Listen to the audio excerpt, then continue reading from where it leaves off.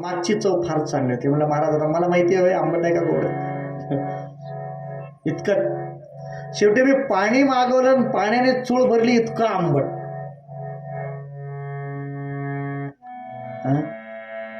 असं जरी आंबट नाही नाही हे असं असं असं नाही. मग शुकमुखात अमृतद्रव संयुतम, ह्याच्यामध्ये पोपटाने ह्याला चोच मारलेली आहे. असं आहे म्हणे. काय आंब्याची बरीच फळं लागलेली असतात, त्याच्यातली बरीच पाड झालेली असतात, पण त्यातली नेमका गोड कोणता आहे तो पोपटाला कळतो, आपल्याला कळत नाही. आपल्याला आंबटही लागतं, नेमकं शेवटचं लागल्यावर तर मग नशीब. काही जणांचं असं मत आहे, काही जणांचं मत असं नाही आहे. आंबे तर सगळेच गोड असतात, पण पोपटाने जर चोच लावली तर तो अधिक गोड होतो. या श्रीमद भागवत रूपी कल्पवृक्षाच्या या सुंदर गोड फळाला शुकाचार्य रूपी पोपटाने चोच मारलेली आहे. पिबत भागवतम, हे भागवत तुम्ही प्या. रसम आलयम, हा पूर्ण रसरूप आहे. याच्यामध्ये ना साल टाकून द्यायची आहे, ना कोळ टाकून द्यायची आहे, सगळा रसरूप आहे. पिऊन टाका. हा, फक्त 3 नियम पाळा म्हणा. भागवत रूपी फलाचं प्राशन करताना 3 नियम पाळा. एक, मोहो पुन्हा पुन्हा प्या. आता एकदा ऐकलं, एकदा पुन्हा ऐकायची गरज नाही असं नका ठेवू. जिथं मिळेल, जितकं मिळेल तेवढं ऐकत राहा, ऐकत राहा, ऐकत राहा. मोहो. दुसरी गोष्ट, रसिका, रसिक होऊन ऐका, त्याचा रस घेत घेत ऐका. नंतर आता डॉक्टर साहेबांनी लावलंय, आता जवळचे आहेत, नाही जाऊन कसं करावं, पुन्हा काय म्हणतील, असं नाही. रस घेत घेत ऐका. आमच्या गावामध्ये जवळ गाव कीर्तन आहे, कीर्तन असतात माझे, तिथं गेलो मी पहिल्यांदा एकदा सुरुवातीच्या वेळेला. तर कीर्तनामध्ये जोक सांगितले, कुणी हसेना, कुणी असं काय, एकदम असे सगळे शांत नुसते असे माझ्याकडे बघत बसले. मला वाटलं काय माझं काही चुकलं असेल का, माईकचा काही प्रॉब्लेम असेल. मी तरी 2-3दा विचारलं, आवाज सगळ्याला क्लिअर येतं? सगळे म्हणजे हो हो हो, एवढंच बोल. मी शेवटी कीर्तन झाल्यावर एकाला विचारलं, मला ज्यांनी बोलवलं, माझं कीर्तन व्यवस्थित जमते? म्हणजे महाराज एकदम छान मस्त जमलं. म्हणजे मी विनोद केले तर काही तर कुणी हसत. ते म्हणजे महाराज त्याचं आमचं एक फार मोठा प्रॉब्लेम आहे. म्हणलं काय झालं? ते तुमच्या समोर एक आजोबा बसले होते की? म्हणजे हो. त्यांच्यासमोर काठी होती की नाही? म्हणलं हो होते. ते म्हणजे जर कुणी हसू लागलं तर अशी लगेच उगारतात. अरे म्हणले हे काय भानगड आहे? पुढच्याच बोललो कसं बाबा, म्हणलं मला नाही बोलवलं तर चालतं, असं कुठे असतं? रसिका, रस घेत घेत ऐका. तिसरा नियम सांगा, भावुका, अंतःकरणामध्ये शुद्ध भाव ठेवून ऐका. श्रवण तर आहे, श्रवण तर आहेच, पण त्याच्याबद्दल बरोबर जर प्रेम पूर्णतेने जर श्रवण केलं तर मग काय सांगा. हे श्रीमद भागवत ऐका. नक्की याच्या माझ्यावर विश्वास ठेव बस. मग एक काम करू ना, आपण कथा करू. कुठं करायची सांगा? मग नारदांना सनत कुमाराने एक ठिकाण सांगितलं, गंगाद्वार समीपे तू तटम आनंद नामकम. गंगाद्वार, हरिद्वार, ऋषिकेश, इथे एक आनंद तट नावाची एक सुंदर भूमी आहे म्हणे, तिथं आपण कथा करू. कथेचं स्थळ ठरलं, तारीख ठरली, सगळीकडे पत्रिका पाठवण्यात आली, लोकांची एक गर्दी सुरू झाली. सर काय गर्दी झाली तुम्हाला सांगतो. पहिले नारद महर्षी आयोजन करते, सनत कुमार कथा सांगणार आहे. हे पब्लिक म्हणजे काय बघायचं कामच नाही. कोण कोण आले होते त्याची यादी लिहि. भृगुर वसिष्ठ च्यवन शरदवान मेधातिथिर देवल देवरात रामस्तथा गादिसुतश्च शाकलो भृकंड पुत्रा त्रिजपित्तला. कोण कोण आले होते? पहिलं नाव दिलं भृगु, भृगु नामाचे ऋषी, वसिष्ठ, च्यवन, गौतम, मेधातिथि, देवल देवरात, गाधीसुत विश्वामित्र, राम परशुराम, शाकल, सगळे ऋषी लोक. एक ऋषी होते घरून निघाले जायला. तेवढ्यामध्ये विद्यार्थ्यांनी पाहिलं आज गुरुजी तर निघालेत कुठेतरी जायला, त्यांच्याबरोबर थोडी पिशवी वगैरे दिसते, बॅग दिसते. तर विचारलं गुरुजी कुठे निघाला? ते म्हणलं अरे ते हरिद्वारला भागवत सुरू होतंय उद्या सनत कुमारांचं, ऐकायला चाललंय. गुरुजी तुमच्याजवळ बॅग भरपूर मोठी. हा आता बेटा हिवाळ्याचे दिवस आहेत, सध्या थोडं पावसाचं वातावरण असल्यामुळे थंडी कमी, पण काय भरोसा तिथं तर थंडी असते, स्वेटर हे ते घेतलंय, थोडं काहीतरी अंथरायला पांघरायला आपला आपला सवय, मोठा कार्यक्रम आहे, कोण कोण देऊ शकेल. गुरुजी मग एवढं सगळं घेऊन तिथपर्यंत? म्हणजे हा आता जावं तर लागेल बेटा, एक काम करा ना. तर म्हणजे काय, मला जर बरोबर नेला तर मी तुमची पूर्ण सेवा करतो, मला घेऊन चला. गुरुने विचारेल मला, चांगलंय हरकत नाही काही, घेऊन गेलं तर हा आपली सेवा करेल, सगळं त्यालाही ऐकायला मिळेल, आपल्याला ऐकायला मिळेल. म्हणजे चल काही हरकत नाही. त्याने पण आपली एक छोटीशी पिशवी घेतली, गुरुजींची मोठी पिशवी घेऊन असा निघाला. तेवढ्या पोराने विचारलं बाबा कुठे चालला? त्याला घेऊन. ते म्हणले हो चाललोय हरिद्वारला. मला का बरं नेत नाही? थंडी आहे वगैरे वगैरे. नाही नाही मला यायचं आहे. एका बाजूला मुलगा, एका बाजूला शिष्य, मध्ये गुरुजी, असे तिघजण चालले होते. असे थोडं बाहेर गेल्यावर मोजरा कुठे निघाला? आवाज कुणाचा होता? हे आवाज अनोळखी वाटतो तुम्हाला? मधून आवाज कुठे निघाला? ते मला न विचारता ते म्हणले अगं आता काय सांगू म्हणे, तुला विचारणार होतो पण जाऊ दे, थोडं फास्ट मध्ये होतं म्हणून. मग कुठे चाललात? कुठं पण? हरिद्वार. कशाला? भागवत. मग एक काम करा ना. म्हणले का मी पण येते बरोबर? ते म्हणले नको. का बरं? मला का नको म्हणतात तुम्ही? कारण तू ये म्हणलं की म्हणतेस 5 मिनिटात तयार होतील. आजपर्यंतचा माझा इतिहास आहे. मला वाटते तुमचा इतिहास तसाच दिसतोय, आपल्या सगळ्याचे इतिहास सेम दिसायला लागले. 5 मिनिटात तयार होते हा फक्त शब्दकोश. आणि तुम्हाला हे माहिती आहे का, त्याच्यावर एक उपाय पण काढलाय. आणि बायको 5 मिनिटात तयार होते म्हणते ना, अर्धा तास लावते की नाही, ते कुठं तर भरून काढावं लागेल की नाही. आता तुम्हाला मुद्दाम सांगतो बरं इकडचं कसं आहे. हे माणसं ठीक आहे म्हणतात, बघू गपचूप बसतात. आणि पुन्हा बाहेर जाऊन येतो म्हणताना हे 5 मिनिटात म्हणतात. 5 मिनिटात आलो म्हणलेला नवरा कधी तर 5 मिनिटात आलाय का सांगा? इकडचं तुमचं काय मत? मी काम करूत आपण, इकडचं इकडं आणि इकडचं इकडं फिटामफिट करून मोकळं हो. म्हणजे पुन्हा नाही तर मला काही तर म्हणताल महाराज फिटामफिट आपलं जाऊ द्या, काही कुणाला काही म्हणणार. पण बायकोने सांगितलं आज मी तुम्हाला शब्द देते, मी 5 मिनिटात म्हणणार नाही, आज मी 2 मिनिटात म्हणते आणि 1 मिनिटात तयार होते. पण मला घेऊन चला, कारण मला पण कथा ऐकायची. आणि आज बायको पण तयार झाली, पती पण, मुलगा पण, शिष्य पण. सहपुत्र शिष्या, सहपुत्र सहशिष्या स्वस्त्रीभिः आययोः. आपल्या पत्नी सहित हे सगळ्या ऋषींनी गर्दी केली. त्या कथास्थळामध्ये एवढी गर्दी झाली. वेदांतांच वेदाश मंत्राः तंत्राः समूर्त. वेद आले, वेदांत आले, शास्त्र आले, पुराण आले, आधी आधी सगळे जण. काय सांगावं तुम्हाला, एवढी गर्दी झाली ना. आणि त्याच्यामध्ये भृगु नावाचे ऋषी होते. म्हणजे सकाळी 7 वाजता निघाले होते घरून कथेला यायला. त्या मधल्या त्या गावातून इथपर्यंत यायला किती वाजता निघाले होते? सकाळी 7 वाजता निघाले होते. आणि कथेमध्ये 5 वाजता येऊन बसले म्हणे ऐकायला. कसं काय एवढा वेळ लागला असेल? त्यांची येण्याची थोडी पद्धत वेगळी होती. म्हणजे ते पहिल्यांदा घरातून बाहेर पडले की आधी बाजूच्या घरी गेले, रामराव. म्हणजे रामराव तुम्हाला कळालं की नाही? म्हणजे काय डॉक्टर साहेबांच्याकडे आजपासून कथा आहे म्हणे. हो ऐकलं आले, ते काल आलं होतं ते माईक घेऊन ते ऑटो. हां आहे ना, माहिती आहे ना. आज या बरं. बरं या, ठीक आहे या, आठवणीने या, 3 वाजता सुरुवात होणार, या. तिथून लगेच दुसऱ्या घरी, हॅलो रामराव.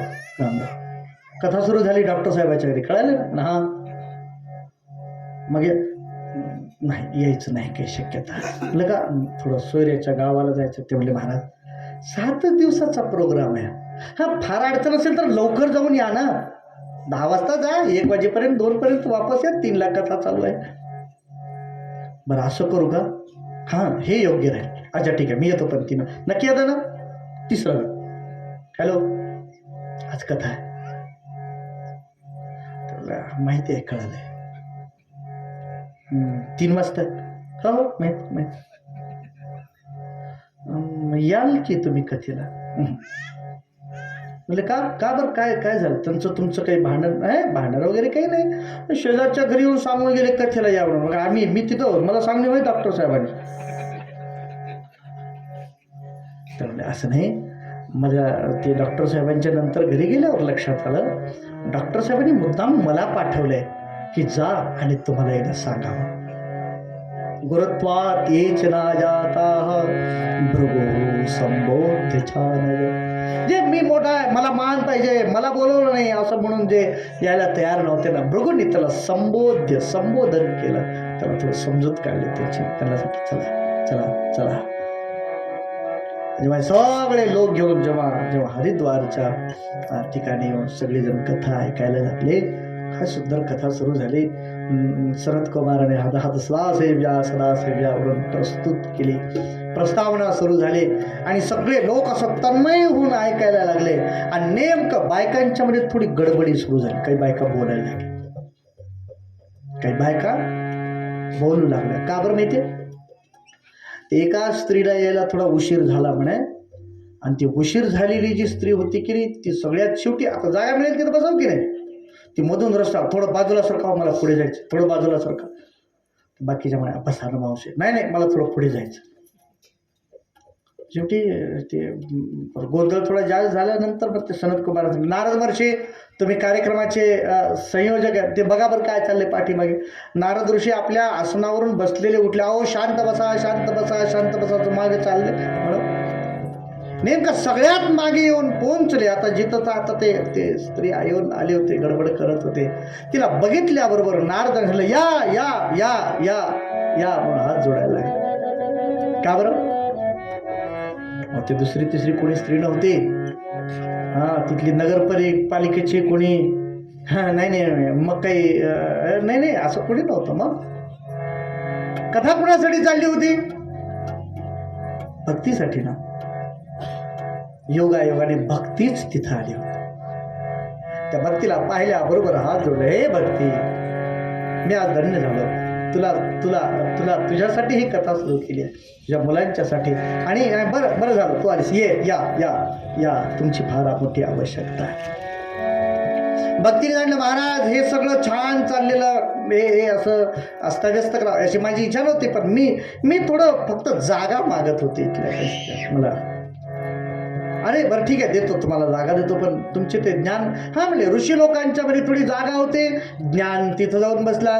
काही योगी लोक होते, त्यांच्याकडे जागा होते, तिथं वैराग्य जाऊन बसलं. मला फक्त जागा पाहिजे.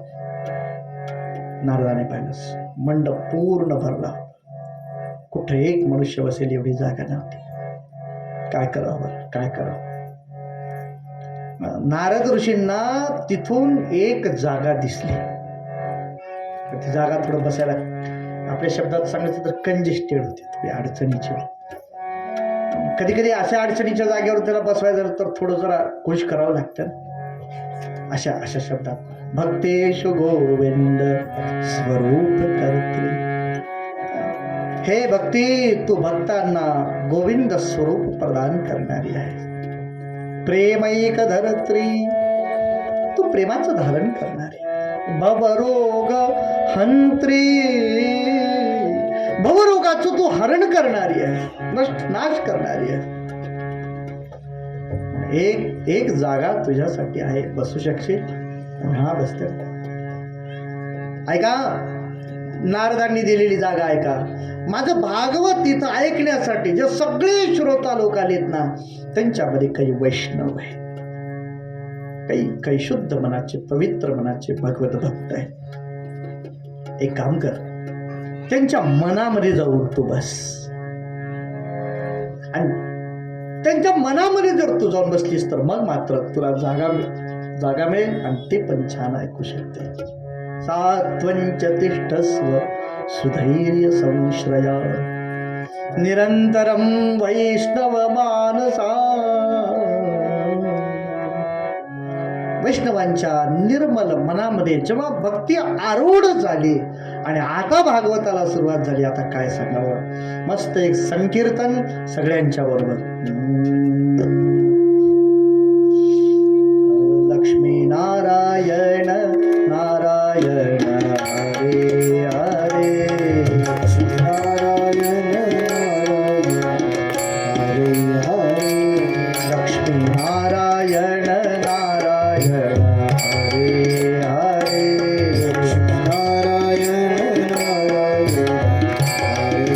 हरे, लक्ष्मी नारायण नारायण हरे हरे.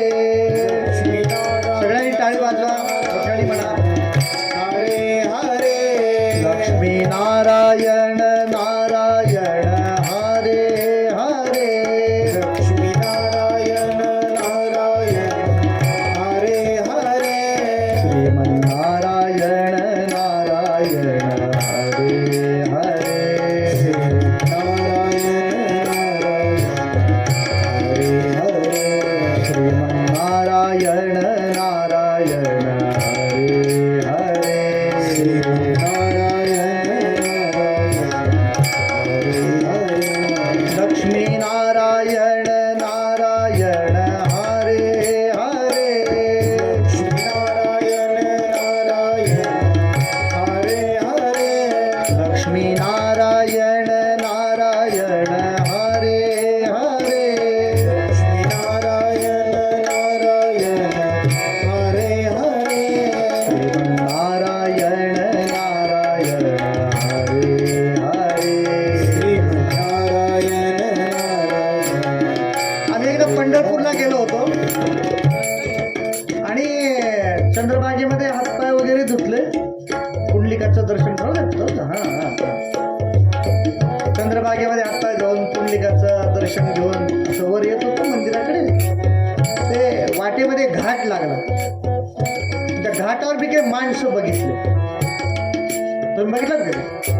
कुणाला हात नाही, कुणाला पाय नाही, मुखे बैरे आंधळे पांगळे. ते माझ्यावर एक महाराज होते, विठ्ठल महाराज. हे असं झाले असतील हो? ते म्हणले, अमोल महाराज, जे लोक भागवताला बसून भजन चालू असताना टाळी वाजवत नाहीत, मुखानं म्हणत नाहीत, पुढच्या जन्मी त्यांचं रिझर्वेशन पंढरपूरच्या घाटावर फिक्स. हा, ज्याला पंढरपूरच्या घाटावर जायचं की नाही त्याला टाळी वाजवायची गरज नाही. ज्याला अशी मस्त वस्ती पाहिजे, हा, तरी टाळी वाजवा.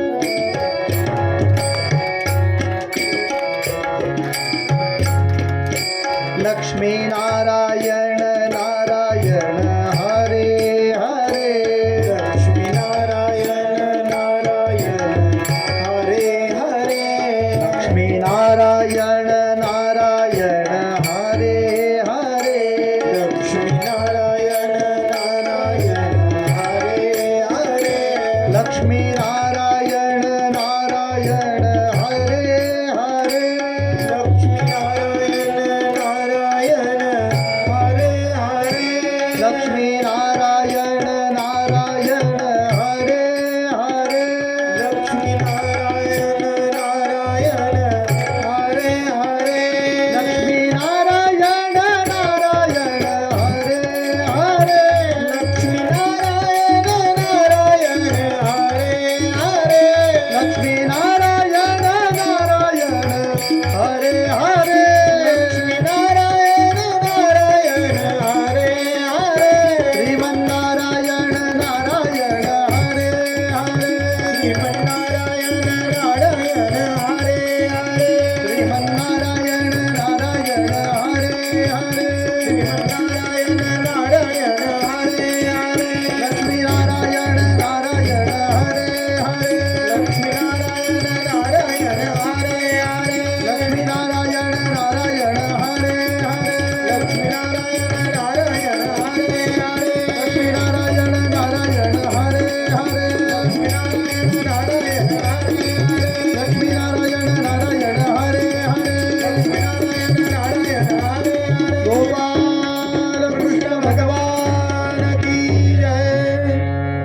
लक्ष्मी नारायण नारायण हरे हरे. भगवंताचं छान संकीर्तन केलं आणि आता सनत कुमार सांगायला लागलाय हे श्रीमद भागवत म्हणजे श्रेष्ठ पुराण आहे जे मी सांगणार आहे. त्याचं फल काय सांगावं. ये मानवा पापकृतस्तु सर्वदा सदा दुराचाररता विमार्गगाः क्रोधाग्निदग्धाः कुटिलाश्च कामिनः सप्ताह यज्ञेन कडौ पुनन्ति ते. हे श्रीमद भागवत जे कोणी श्रवण करतात ना त्यांना काय काय होतं. सध्या मोबाईलचा जमाना आहे. काही ते काय मोबाईलमध्ये दोन गोष्टी असतात म्हणजे एक असतं आउट गोईंग आणि एक असतं इनकमिंग. येणं काय आणि जाणं काय. काय काय जातं पहिल्यांदा सांगितलं काय काय जातं आणि काय काय येतं. मला सांगा काय काय मिळतं भागवत ऐकल्यावर. भक्ती मिळते. कशी ऐकलं ना. ज्ञान वैराग्य तरुण होतात. विवेक प्राप्त होतो. हे सगळं मिळतं. आता जातं काय काय. हे मानवा पापकृतस्तु सर्वदा सदा दुराचाररता विमार्गगाः. ज्या लोकांच्या ठिकाणी अनेक प्रकारचे पाप असतील, पाप करणारे असतील, दुराचारी असतील, क्रोधरूपी अग्नींनी दग्ध झालेले असतील म्हणजे रागीट असतील, वाईट मार्गाला जाणारे असतील, कामी असतील, लोभी असतील, त्यांच्यातले सगळे विकार नष्ट होतात आणि 7 दिवसाची भागवत कथा ऐकून ती पवित्र होतात, पावन होतात. नारदाने सनत कुमाराला विचारलं, महाराज हे खरंच असं होतंय का म्हणावं लागतंय म्हणून म्हणतात हो तुम्ही. का बरं असा कसं काय प्रश्न तुमचा. म्हणजे तसं नाही. ते आमच्याकडे एक जाहिरात लागली होती. त्या जाहिरातीमध्ये असं सांगितलं होतं की अमुक अमुक हे साबण तुम्ही 7 दिवस लावा, पूर्ण गोरं व्हाल आणि किती वर्ष झाली वापरतो म्हणे आम्ही. काही फरक पडलेले आहे तसेच आहेत. म्हणजे असं म्हणजे जाहिरात वगैरे म्हणून आहे का. नाही नाही नाही असं नाही. हे नक्की आहे. म्हणजे कशावरून म्हणजे मी उदाहरण सांगतो ना तुम्हाला. नारद महर्षीने त्याच्यासाठी एक पुरावा दिला. तुंगभद्रा तटे पूर्वम अभूतपत्तनमुत्तमम्. तुंगभद्रा नदीच्या काठावर एक अद्भुत असे एक नगर होत. तुंगभद्रा नावाची दक्षिणेमध्ये नदी आहे. हा असं आहे. तुम्ही कधी तिरुपतीला जाताना मंत्रालय वगैरे इथं ती नदी आहे. त्या नदीच्या काठावर एक गाव होतं. म्हणजे त्या गावामध्ये सगळ्या वर्णाश्रमातले लोक आनंदाने राहत होते. त्या गावामध्ये एक आत्मदेव नावाचा ब्राह्मण राहत. अतिशय सच्छील होता. त्याचं नावच किती छान होतं, आत्मदेव. बघितलं ऐकल्यावर नाव ऐकल्यावर प्रसन्नता वाटते. वेदशास्त्र विशारदा. वेदशास्त्र याच्यात सगळा तो ज्ञाता होता. सर्व प्रकारच्या यज्ञादी कर्मामध्ये तो अतिशय तत्पर होता. द्वितीय इव भास्कर. सूर्यासारखा तेजस्वी. सगळ्या गोष्टी त्याच्याकडे खूप छान. तो राहत होता गावामध्ये. त्याची एक पत्नी होती. तिचं मात्र थोडं विस्तृत वर्णन तेवढं सांगितलं. फक्त ज्ञानी होते, सचिल होते एवढं.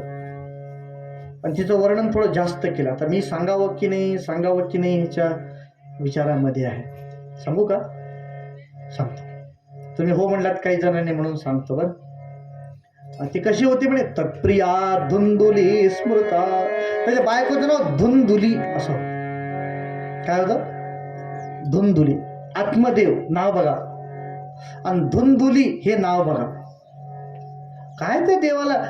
माझा असा एक अनुभव आहे. एवढे वर्ष झालं भगवान वरून जे कोणी ब्रह्मदेव वगैरे जे आहेत ते वरून गाठी जे मारतात ना त्याला आणखी तेवढं प्रॅक्टिस झालीच नाही.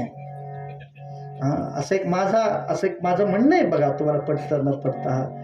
कारण आणखी माझ्या माहितीचे मला 10 असे गृहस्थ आश्रम भेटले नाहीत की जिथं सगळ्या गोष्टी अनुकूल असतात.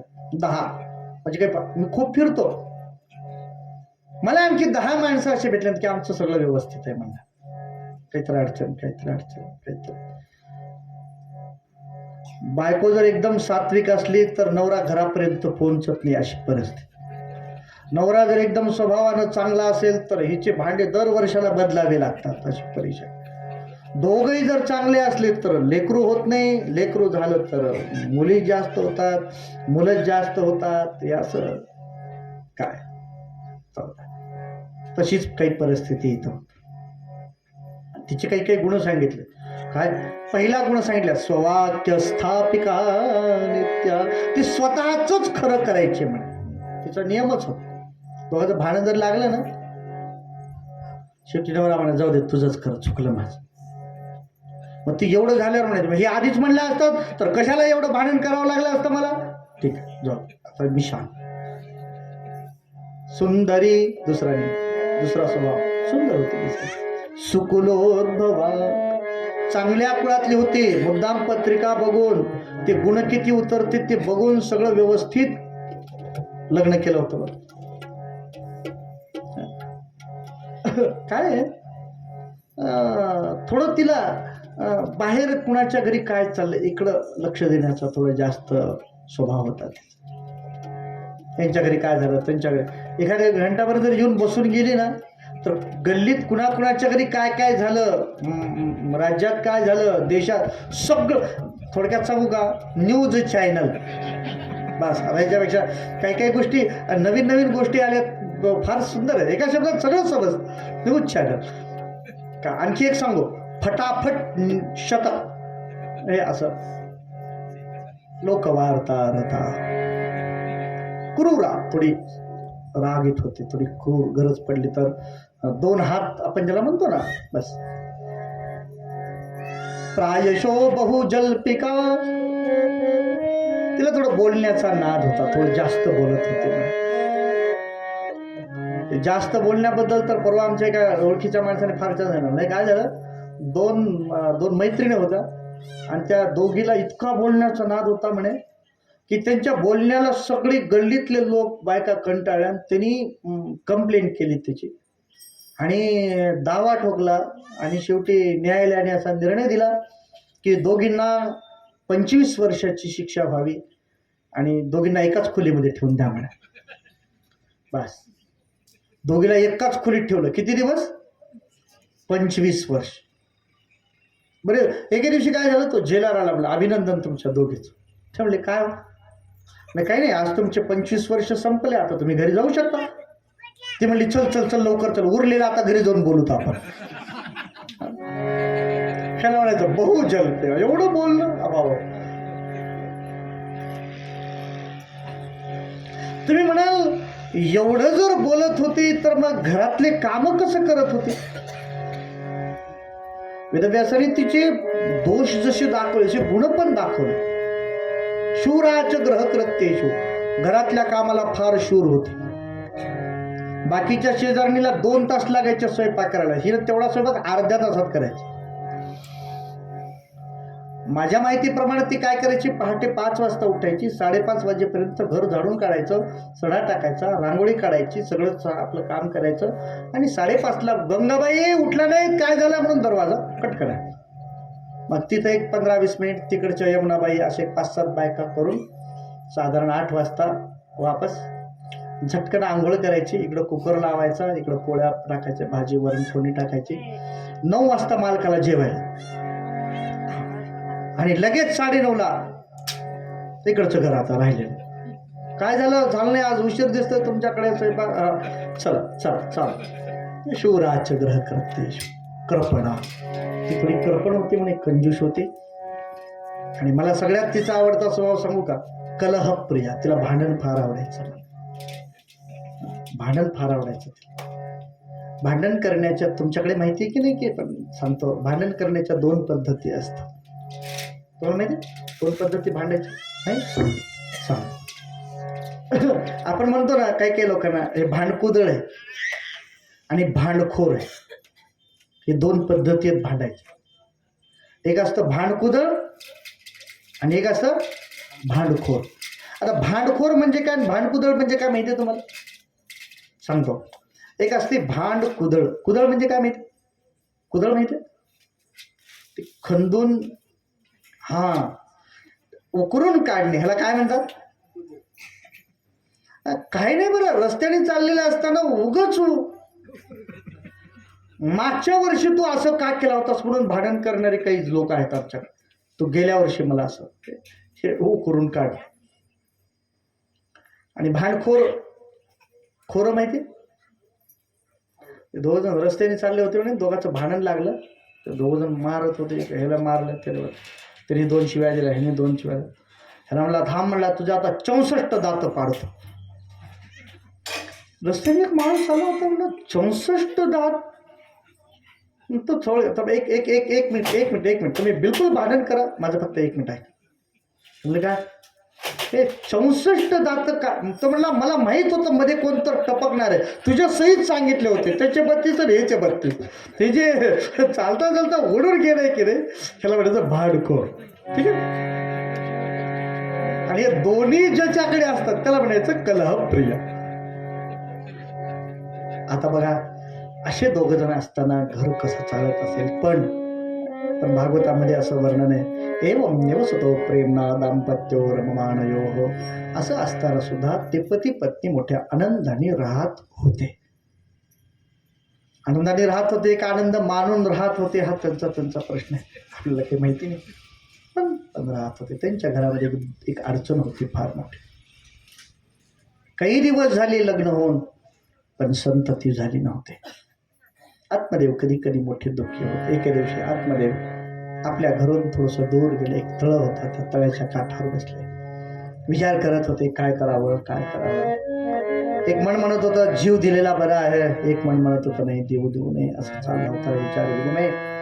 आणि योगायोगाने एक संन्यासी बाजूने जात होता. संन्यासाने अय काय करतोस इथं एकटा बसलेला दिसतोय, थोडा रडणं दिसत आहे, दुःखी दिसतोस, काय काय झालं तुला? काय सांग माझ्या दुःखाचं कहाणी तुम्हाला काय सांगा. स्वकीये दैव दोषे, नाही माझे काही दोष आहेत माहिती नाही. पूर्वसंचे पूर्व पापेन संचितम, माझं पूर्वसंचित पाप असावं कदाचित. काय सांगू म्हणजे काय दुःख तरी सांग ना, मला जमलं तर थोडं दूर करण्याचा प्रयत्न करील ना मी. त्यामुळे अहो काय सांगावं, मी दिलेलं दान देव पितर आणि ब्राह्मण अतिथी घेत नाही. का बरं? कारण प्रजा दुःखेन शून्योहम, म्हणजे मला संतती नाही ना. संतती जर नसेल ना म्हणत आहे, देव त्याचं दिलेलं ग्रहण करत नाहीत असं म्हणणं आहे. संतती जर नसेल तर पितर म्हणतात नाही तुझ्याकडून घेऊन काय करा, आता पुढे भेटणारच नाही आम्हाला. काही लोक संतती नाही म्हणून त्याच्या घरचं घेत. म्हणे काय सांगावं. बोलता बोलता त्याच्या डोळ्यातून पाणी यायला. महाराज पाळले ते या मया धेनू सावंध्या सर्वथा. माझ्या घरी गाय पाळली होती, कितीतरी दिवस झाले, आता म्हातारी होऊन गेली ती गाय, पण सांगू तिला संतती नाही झाली. माझ्या घरी आलेलं फळ लगेच नष्ट होऊन जातं. माझ्या कितीतरी दिवसापूर्वी हे झाड लावलेले माझ्या अंगणामध्ये, त्याला पण काही फळ आलं नाही. महाराज काय करावं, असल्या जगण्यापेक्षा काय अर्थ, याच्यापेक्षा मेलेलं बरं ना. दिग्जीवितम प्रजाहीनम दिक्कुलम संततिम विना. काय उपयोग आहे माझ्या घराचा, माझ्या संपत्तीचा, माझ्या कुळाचा, माझ्या ज्ञानाचा, जर पुढे जर संतती नसेल तर. असं म्हणून तो रडायला लागला. साधूने त्याला सावध केलं, बाळ दुःख करू नको. कशाला दुःख करतो? अरे आत्ताच का गावात येत होतं तिथं असं तुझ्यासारखा माणूस रडत होता. मी म्हटलं काय झालं रडायला? म्हणजे महाराज काय करावं, 4 पोर आहेत म्हणे. मग रडायचं काय कारण, म्हणजे चौघांनी धक्का देऊन बाहेर काढले, आता काय करू? त्याच्यापेक्षा तू चांगला आहे, तुला धक्का तर देऊन कोणी बाहेर काढणार नाही. तर म्हणलं महाराज धक्का देण्यासाठी काचना पण पोरगा असावं हो. म्हणलं ठीक आहे, मग ठीक आहे. पण तुला खरं सांगू, तुझ्या कपाळावरच्या रेषा मी वाचल्या आणि मला असं दिसतंय हा जन्म तर जाऊ दे, 7 जन्मपर्यंत तुला संततीचा योग नाही. म्हणलं मी आता काय करू? अरे तू संसाराच्या बद्दल प्रेम सोड, चल मी तुला संन्यास दीक्षा देतो. कौपीनवंत खलु भाग्यवंत, तुला परमसुखाची प्राप्ती करून देतो. तो म्हणला नाही महाराज, मला संतती पाहिजे. काय मनुष्याचा स्वभाव असतो म्हणतात. काय करावं बरं, आपल्या समोर जीव देईल हे योग्य नाही म्हणून त्याने काय केलं, त्याला एक फळ दिलं. सांगितलं हे फळ घेऊन जा, पत्नीला खाऊ घाल, तुझं कल्याण होईल. त्यांचे फळ आणलं घरी, बायकोला दिलं. अगं हे बघ हे फळ खा, तुला संतती होईल. बायकोनं ती फळ घेतली आणि वेगवेगळ्या शंका करायला लागली. हे फळ कोण दिलं असेल, कशाला दिलं असेल, असं कुठं फळ खाऊन संतती होत असते का, वगैरे वगैरे अनेक तर्क केले बायकोने. शेवटी त्यांनी ते फळ समोर गाईला टाकलं. त्या गाईने फळ खाल्लं आणि गाईला गर्भधारणेची चिन्ह दिसायला लागली. आता ती विचार करायला लागली, जर पतीने विचारलं तर काय सांगू मी. ती बहिणीजवळ जाऊन रडायला. बहीण म्हणली काळजी करू नकोस, मी आत्ताच गर्भवती आहे, मी माझं पूल तुला आणून देते, तू फक्त माझ्या मालकाला पैसे दे, बस गुपचूप हे सगळं काम कर. गुपचूप आपल्या बहिणीला पैसे दिले. बहिणीला मुलगा झाला, तो आपल्या घरी आणला. बस आपल्याला मुलगा झाला, आत्मदेवाला खूप आनंद झाला. आत्मदेवाने त्याचे सगळे संस्कार वगैरे केले आणि 2 दिवस होतात न होतात तो गाय प्रसूत झाली. गाईला एक लेकरू झालं. पण म्हणे गाईला जन्माला येऊन सुद्धा वासरू झालं नाही म्हणे, माणसासारखं लेकरू झालं. काळात होत असलं, फक्त त्याचे कान गाईसारखे होते म्हणून त्याचं नाव गोकर्ण असं ठेवण्यात आलं. आणि मग आता ह्या लेकराचं नाव काय ठेवू? आत्मदेवाचं आपण नारायण नाव ठेवू. बायको म्हणली तुम्हाला ह्याच्यातलं काहीच कळत नाही ठेव. त्यामुळे का बरं काय झालं, नाव कसे फॅशनेबल पाहिजेत. नाव ठेवण्यासाठी कमीत कमी 8-10 सिरियल बघितल्या पाहिजेत. त्याच्यातलं एखादं छान नाव बघून हे असले नाव ठेवतात पुढं, नारायण, हे वाचले, हे जुने ओल्ड झाले म्हणे हे नाव. नवीन नाव ठेवायचं. काय नाव ठेवायचं? म्हणलं माझं नाव धुंदुली आहे म्हणून माझ्या अक्षरावरून ह्याचं नाव धुंदुकारी असं ठेवायचं. तुम्हाला तर मी अगोदर सांगितले स्ववाक्य स्थापिका नित्य, तिचं ती घर करत होत. नाव धुंदुकारी असं ठेवण्यात. गोकर्ण पंडित ज्ञानी धुंदुकारी महाखला. गोकर्ण पंडित होते, ज्ञानी होते, सदाचारी होते. तर धुंदुकारी हा अतिशय दुष्ट वृत्तीचा होता. लहान लहान लेकराला तो उठो रडवत असे, मारत असे. एके दिवशी तर 2-3 लहान लेकरं उचलले आणि विहिरीमध्ये फेकून दिले. ते इतक्या दुष्ट वृत्तीचा होता. एक दिवशी तर वडिलांना सांगितलं बाबा, म्हणलं बाबा काय रे बेटा, आता 15-16 वर्षाचं झालेला. काय रे बेटा? म्हणलं 2000 रुपये पाहिजे. म्हणजे कशाला? पानपट्टीचं बिल झालंय. वडिलांना वाईट वाटलं. अरे सत्कर्मानं मिळवलेलं धन अशा व्यसनासाठी मी देणार नाही.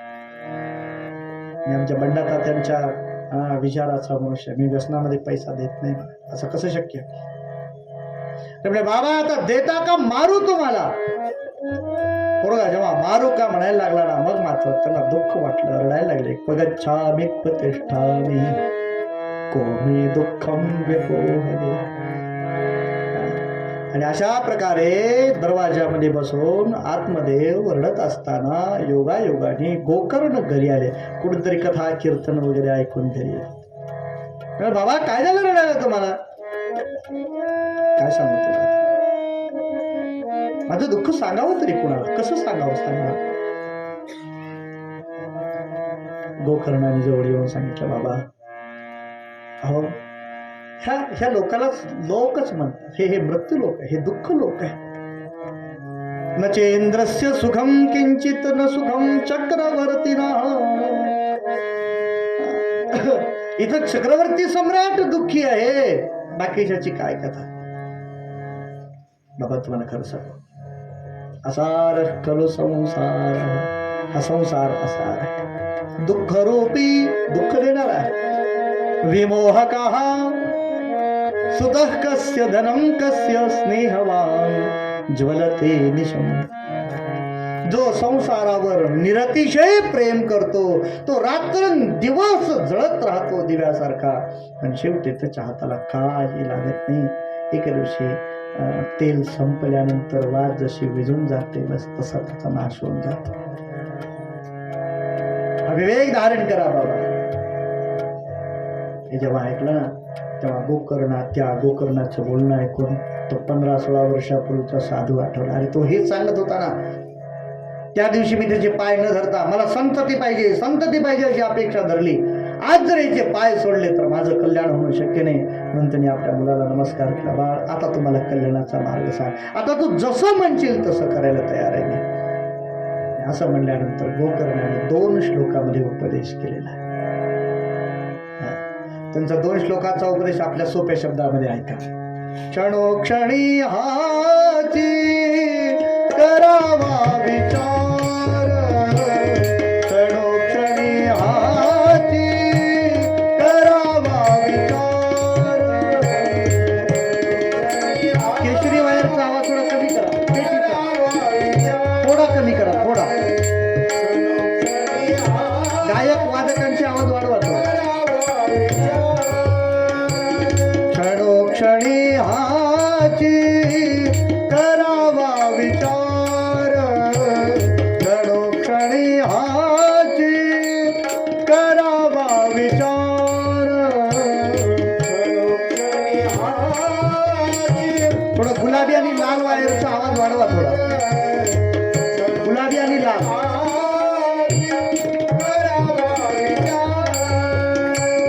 करावया पार करावया पार.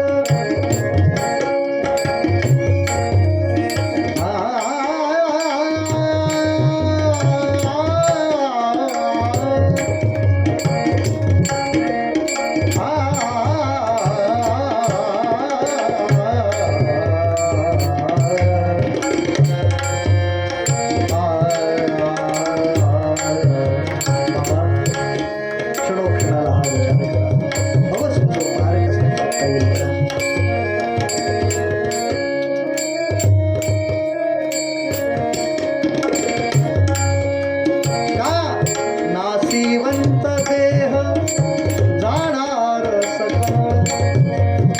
इकडे गोकर्ण महाराज सांगतात, देहा देहेस्ति मांस रुधिरे अभिमतिं तजत्वम. या रक्तमांसाच्या नष्ट होणाऱ्या देहाबद्दलचं प्रेम सोडा. घर, पती, पत्नी, मुलं हे सोडा असं सांगितलं. त्याच्याबद्दलची ममता सोडा. ते तबल्याचं बेस थोडा कमी करा, तबल्याचा बेस कमी करा थोडा.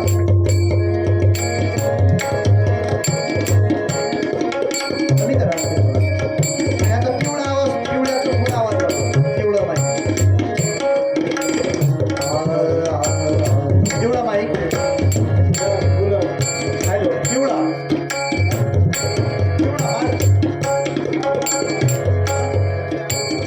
लाल आणि पिवळ्याचा आवाज वाढवा.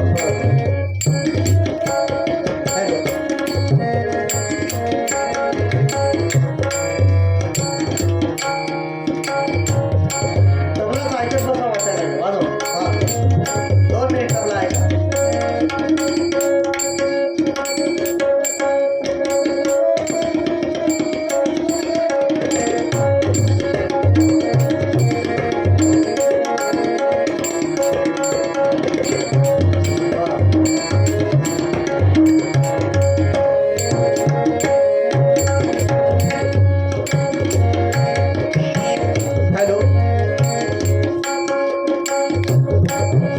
करण्याचा आवाज थोडा कमी करा. रेडी केली का? वा, सगळ्यांनी मोठ्याने गोपाल कृष्ण भगवान की जय. नासिवंत देह जाणार सकळ.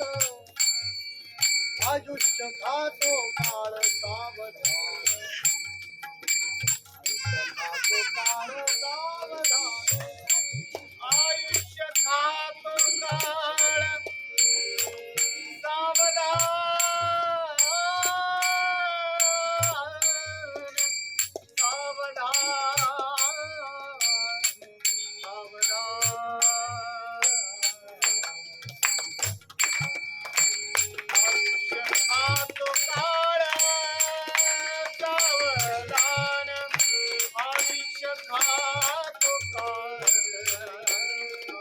सगळ्यांनी म्हणायचं सीताराम राम राम सीताराम राम राम सीताराम राम राम सीताराम राम राम राधे श्याम श्याम श्याम राधे श्याम श्याम राधे श्याम श्याम श्याम राधे श्याम श्याम श्याम राधे श्याम श्याम श्याम राधे श्याम श्याम श्याम राधे श्याम श्याम श्याम राधे श्याम श्याम श्याम सीताराम राम राम सीताराम राम राम राधे श्याम श्याम श्याम राधे श्याम श्याम श्याम राधे श्याम श्याम श्याम राधे श्याम श्याम श्याम राधे श्याम श्याम श्याम राधे श्याम श्याम श्याम राधे श्याम श्याम श्याम राधे श्याम श्याम श्याम राधे श्याम श्याम श्याम राधे श्याम श्याम श्याम राधे श्याम श्याम श्याम राधे श्याम श्याम श्याम राधे श्याम श्याम श्याम राधे श्याम श्याम श्याम राधे श्याम श्याम राधे श्याम श्याम श्याम गोपाल कृष्ण भगवान की जय. दोन श्लोकामध्ये ऐकायला येईल ना आवाज माझा बाहेर? दोन श्लोकामध्ये गोकर्णाने आत्मदेवाला उपदेश. चहा आलाय का ताजा? एक छान भक्तिगीत घेऊ, तोपर्यंत सगळ्याला चहा पण म्हणजे चहा थंड होणार नाही.